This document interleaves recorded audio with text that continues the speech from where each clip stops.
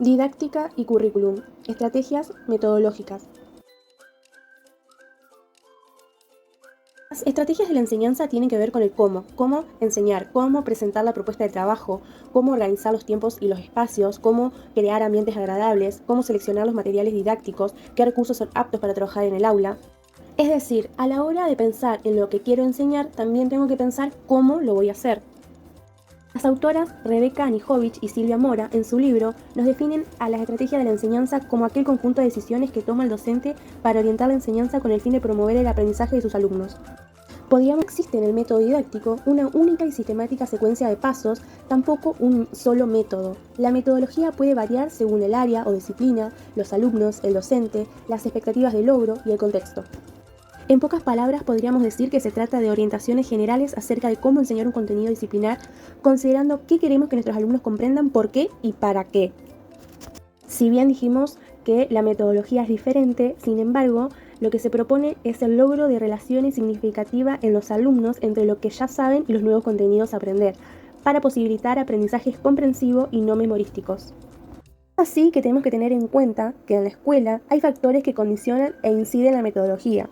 Es por ello que al momento de analizar qué estrategias son las más adecuadas, hay que tener presente los siguientes factores que se mencionan en el video. Las características del pensamiento y el nivel de conocimientos previo de los alumnos, los fines o valores que se pretenden desarrollar, el análisis de la estructura científica de la disciplina o área, espacios y tiempos curriculares y por último los materiales curriculares. Las estrategias tienen dos dimensiones, una dimensión reflexiva en la que el docente diseña su planificación, otra dimensión de la acción donde involucra la puesta en marcha de las decisiones tomadas en la planificación, en ese proceso de pensamiento que realiza el docente a la hora de planificar la clase. Asimismo, las autoras en su libro hacen mención que dichas dimensiones se expresan a su vez en tres momentos.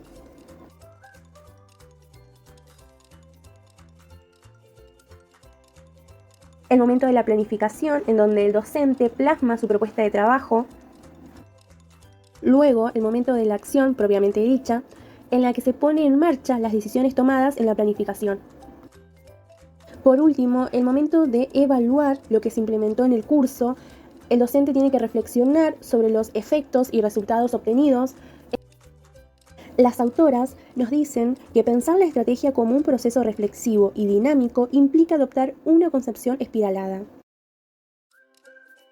por la que asumimos que el aprendizaje es un proceso que ocurre en el tiempo, pero no significa que sea lineal, sino que tiene avances y retrocesos. Es un proceso que ocurre en diferente contexto. Asimismo, es un proceso en el que el sujeto que aprende necesita volver sobre los mismos temas, conceptos, ideas, valores, una y otra vez, y en cada giro de la espiral se modifica la comprensión, la profundidad, el sentido de lo aprendido. Por último, que es un proceso al que nunca puede considerárselo como terminado, sin posibilidades de enriquecimientos futuros, sin la posibilidad de transformaciones posteriores. Es necesario crear un ciclo constante de reflexión, de revisión, de modificación acerca del uso de las estrategias de enseñanza utilizadas. Bueno, hasta el momento vimos la definición y las dimensiones que componen las estrategias metodológicas, los factores que hay que tener en cuenta a la hora de seleccionarlas y qué importante es la concepción de aprendizaje que tengamos a la hora de implementar dichas estrategias. Ahora, una vez decidida la estrategia y antes de ponerla en acción, hay que definir y diseñar el tipo, la calidad, cantidad y la secuencia de actividades que ofreceremos a los alumnos. Vamos a ver que las actividades son importantes porque es la manera activa y ordenada de llevar a cabo las estrategias metodológicas. Entonces, ¿qué son las actividades? El autor Bordenave nos dice lo siguiente. Son instrumentos para crear situaciones y abordar contenidos que permiten al alumno vivir experiencias necesarias para su propia transformación. Es decir, son instrumentos con los que el docente cuenta y pone a disposición en la clase para que los estudiantes constituyan aprendizajes con sentido, conocimientos que estén disponibles para ser utilizados de manera adecuada y flexible en situaciones variadas. Entonces, a partir de diferentes actividades, es posible construir escenarios diversos que promuevan en los estudiantes procesos interactivos entre los nuevos significados que el docente quiere enseñar y los que los alumnos ya conocían.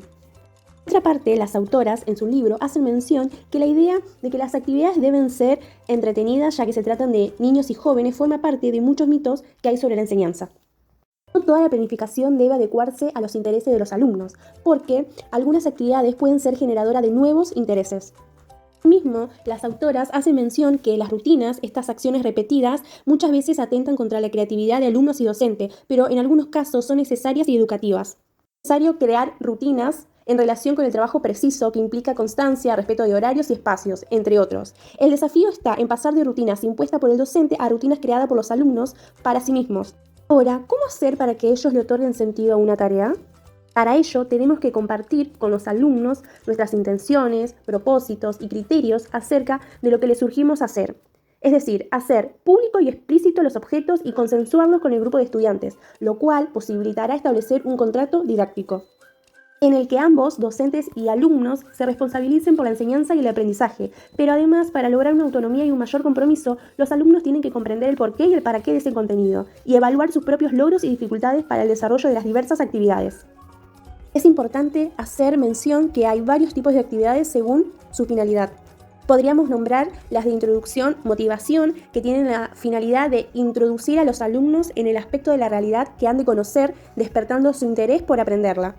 Otras son de sondeo de conocimientos previos, que tienen la finalidad de conocer ideas, opiniones de aciertos o errores conceptuales de los alumnos sobre los contenidos a desarrollar. Bien, las actividades de desarrollo, que tienen la finalidad de conocer los conceptos, los procedimientos o las actitudes nuevas de los alumnos. Por otra parte, las actividades de consolidación, en las cuales contrastamos las nuevas ideas con las previas de los alumnos y aplicamos los nuevos aprendizajes. Las actividades de recuperación son las programadas para los alumnos que no han logrado los aprendizajes requeridos. Y las actividades de ampliación son las que permiten continuar construyendo nuevos conocimientos. Si bien cada docente elegirá cuáles son las actividades que considere como más apropiadas para el proceso de aprendizaje, deberá tener en cuenta las siguientes cuestiones.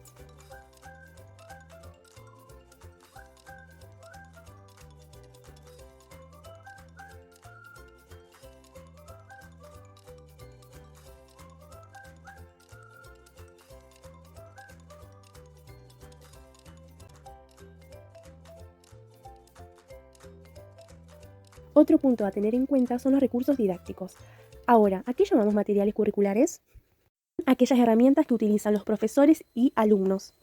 Por eso es importante tener en cuenta que los materiales utilizados para desarrollar responden al modelo de enseñanza que se persigue y a la finalidad a que se lo destina. Es así que los recursos didácticos que elijamos deben permitir al alumno desempeñarse activamente, que pueda investigar, explorar, observar, etc. También que impliquen al alumno con la realidad, tocando, manipulando, aplicando, examinando. Además que lo puedan utilizar alumnos con diversos niveles de capacidad y con distintos intereses para imaginar, comparar, clasificar o resumir. Ahora, otro punto importante es la organización social del aula o formas de agrupamiento.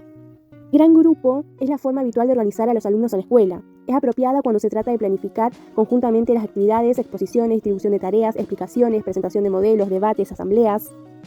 A su vez, esta forma de agrupar permite dar instrucciones o transmitir información que no implique grandes dificultades. Otra forma de organizar puede ser de equipos de 2 o más que permiten llevar a cabo tareas según las necesidades educativas de cada momento.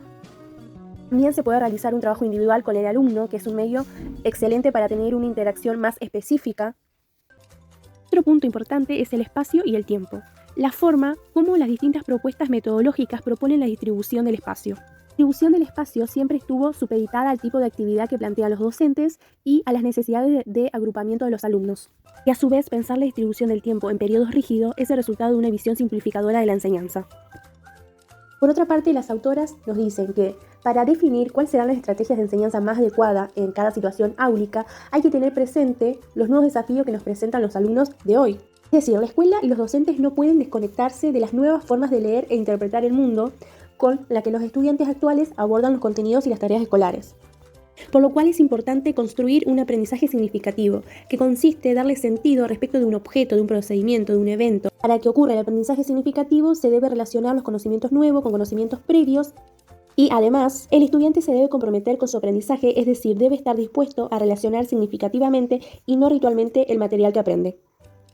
Por último, a modo de conclusión, le dejamos algunos principios para que tengan en cuenta en el momento de planificar las estrategias de enseñanza, siempre que sea con el fin de promover el aprendizaje significativo.